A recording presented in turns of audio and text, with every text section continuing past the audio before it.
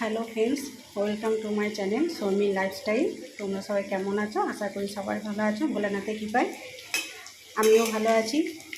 তো আজকে আমি রাতের মেনু নিয়ে চলে এসেছি।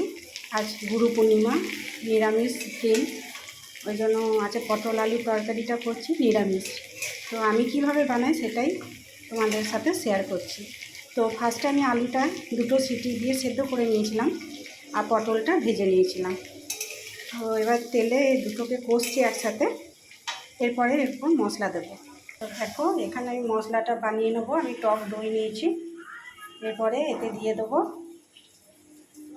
1 চামচ ধনে গুঁড়ো, 1 চামচ জিরে গুঁড়ো,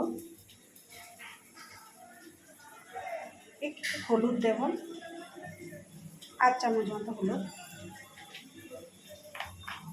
আর কাশ্মীরি লঙ্কা গুঁড়ো দেবো। দিয়ে এগুলোকে একসাথে মিক্স করবো। এগুলোকে সব একসাথে মিক্স করে নেব। দেখো, মশলাটা আমি একসাথে মিক্স করে নিয়েছি।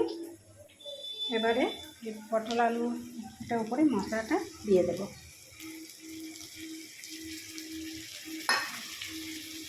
এবারে মশলাগুলোকে সব একসাথে কষিয়ে নেব। গ্যাসটাকে কমিয়ে দেব, যেহেতু টক দই দেওয়া আছে। ভালো করে এগুলোকে একসাথে নেড়ে নেব।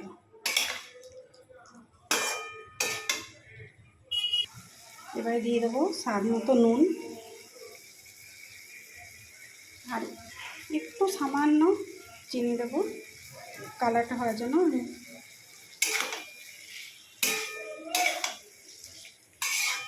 সবগুলোকে একসাথে নেড়ে নেব। আর আমি গ্যাসের হিটটা বাড়িয়ে দিলাম, হাই করে দিয়েছি।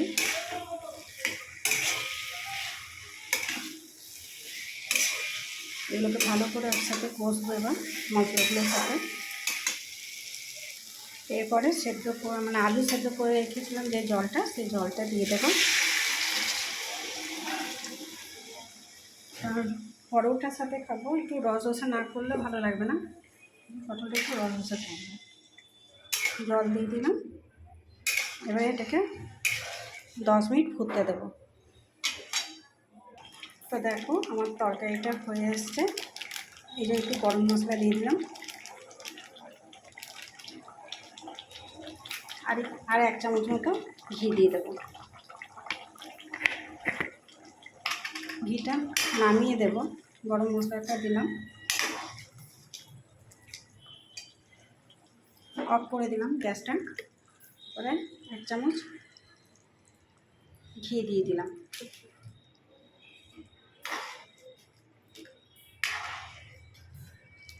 তো হয়ে গেছে আমার পটল আলুর তরকারি নিরামিষ।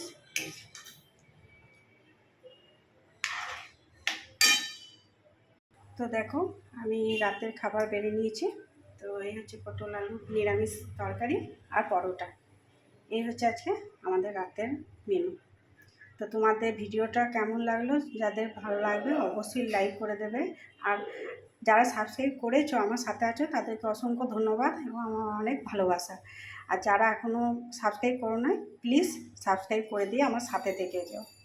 তো আজকের মতো ব্লগটা এখানেই শেষ করলাম। টাটা।